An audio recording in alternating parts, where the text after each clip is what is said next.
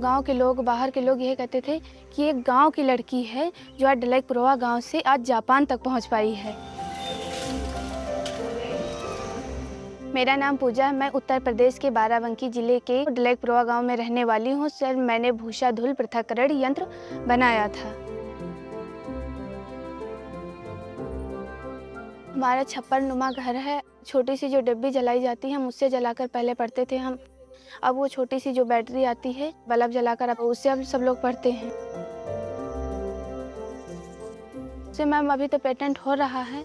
अब ये वहाँ से जब बन के आएगा तो जो हमारे मतलब गांव में ट्रैक्टर चलते हैं, थ्रेशर चलता है, उससे जो हमारे वातावरण में धूल उड़ती थी उससे धूल नहीं उड़ेगी। जो हम लोगों को धूल प्रदूषित करती थी, जिससे खांसी आने लगती थी, सांस लेने में दिक्कत होती थी, उस सब बीमारियों को हमारा वो जो मॉडल मैंने भूसा धूल पृथक्करण यंत्र बनाया उससे सब कुछ हटा दिया जाएगा।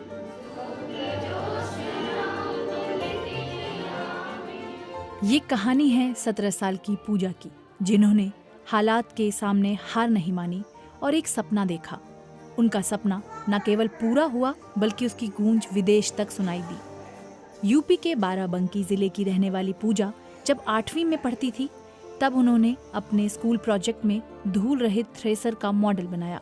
इसमें कई इनोवेशन किए गए और साल 2023 में पूजा का मॉडल इंस्पायर अवार्ड मानक की राष्ट्र प्रतियोगिता के लिए सेलेक्ट हो गया।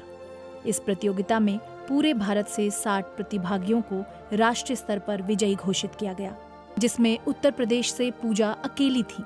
अब पूजा के मॉडल को साइंस एंड टेक्नोलॉजी मंत्रालय पेटेंट करा रहा है, लेकिन इस थ्रेसर को बनाने का आइडिया कहाँ से आया? स्कूल में पढ़ते समय पास के खेत में चल रहे थ्रेसर से निकलने वाली धूल हमारे स्कूल में आ रही थी, जिसके कारण हम लोगों को पढ़ने और लिखने में, सांस लेने में दिक्कत हो रही थी। इस बारे में हम सोचने लगे। फिर हमने जाकर राजीव श्रीवास्तव सर से कहा कि सर इसके लिए क्या किया जाए जो इस धूल को रोक सकता है। पास के खेत में भरा हुआ था पानी, जो कम मात्रा में धूल उड़कर उस पानी में चिपक रही थी, तो हमारे समझ में आया क्यों ना हम इसके नीचे एक पानी का टैंक रख दें, तो इसमें हम सारी धूल इकट्ठा कर लेंगे। तो उसी वजह से मैंने बनाया। मैम बीच में मैंने जाली लगा दी, जहाँ थ्रेशर से भूसा निकलता है वो उसी में जुड़ जाएगा। जब भूसा तेज हवा के साथ अंदर जाता है तो उसमें सामने लगी जाली से टकराकर भूसा नीचे गिर जाता है, और पीछे एक पंखा लगा, उसकी सहायता से भूसा उपकरण के बाहर चला जाता है, और जो उसमें की धूल है उस पर निकल कर उसे नीचे रखे पानी के टैंक में इकट्ठा हो जाएगी। पहले कागज़ का बना रहे थे लेकिन उससे नहीं बना, फिर लकड़ी का बनाए। लकड़ी में भी पंखा लगाना था, जाली लगाना था, उसमें नहीं बन रहा था। तो फिर जो पुरानी टीन होती है मैम, फिर उसके वहाँ जाके वेल्डिंग वाले के यहाँ हुआ, तो जैसे बनता था ये तो वैसे वैसे बताते थे। फिर जहाँ वेल्डिंग करना था तो वेल्डिंग करते थे। तब मैंने ये बनाकर प्रोजेक्ट तैयार किया है।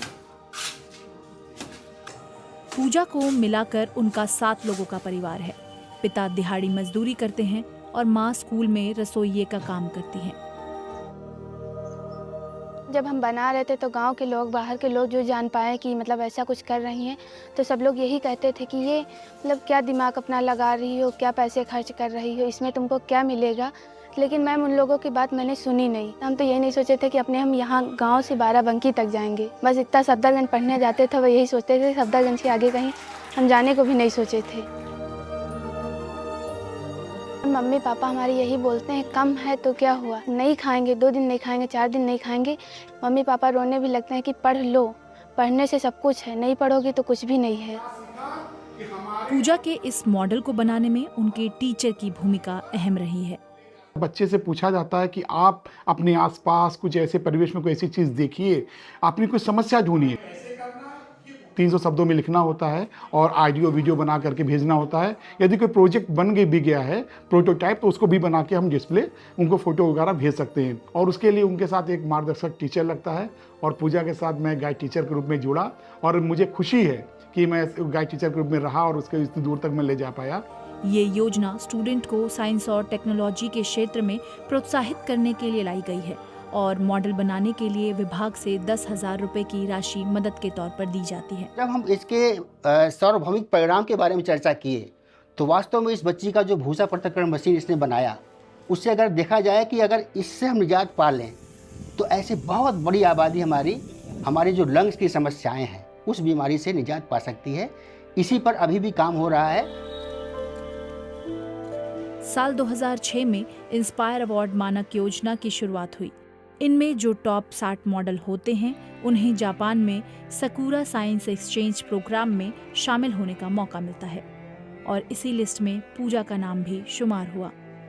प्रेयर हो रही थी, बोल रहे कौन लड़की गई थी जापान, मुझे उसको बाहर निकालिए आप ज़रा, उसे हम देखना चाहते हैं। और जो हमारे स्कूल के बच्चे हैं सब घर में अपने बताएंगे, पापा मम्मी ये मेरे अब स्कूल की लड़की है, क्लास की मेरी फ्रेंड है, यही लड़की जापान से वापस आई है। बच्चों के बारे में ये सोचते हैं कि मेरी बेटी पढ़ लिख कर आगे को बढ़े, नौकरी करे और मेरा नाम रोशन करे।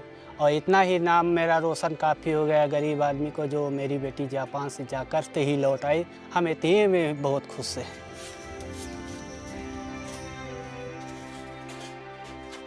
कि हम नहीं पढ़ पाए अपने मायके में, वहाँ भी बहुत गरीब थे, तो हम यही सोच रहे हैं कि अपने पैरन पर पढ़ लिख के खड़ी जाए, जितनी मजबूरी हमें झेलना पड़ा हमारे बच्चों को न झेलना पड़े। ये एक रोटी सुकून से खाएं, बस हमें खुशी है बहुत ज़्यादा, हमारी तो बीत रही है। जापान की यात्रा को लेकर पूजा बताती हैं, टोक्यो घुमाने ले गए थे, वहाँ भी अच्छा लग रहा था, हर चीज़ वहाँ मतलब हल्की बारिश होती थी तो बस से जब उतरते थे मैम, बस से मतलब वहाँ घुमाने ले जाते थे, तो बस से जो बच्चा उतरता था तो उसमें से छाते लगे थे, एक एक छाता ले लेता था, उतर जाता था, और उसमें के जो ड्राइवर थे वो बहुत याद आ रहे हैं वहाँ की। अभी तो हम मतलब यही सोच रहे हैं कि इंटर के बाद कोई ऐसा व्यवसाय कर ले कि जिससे हमारे घर का खर्चा भी चलता रहे, हम अपनी पढ़ाई भी करती रहें। छोटे भाई हैं, पापा अकेले करते रहते हैं, तो इसमें थोड़ा बहुत नहीं तो 1500 का तो हम भी मदद कर सकें। यही सोचते कि कुछ हम बड़ा बन जाएं कि जिससे मतलब गांव के लोग जो हंसने वाले हैं, जो हर तरह की बातें हम लोगों को कहते रहते, उनको हम कुछ दिखा सकें। ऐसा कुछ मुझे बनना है।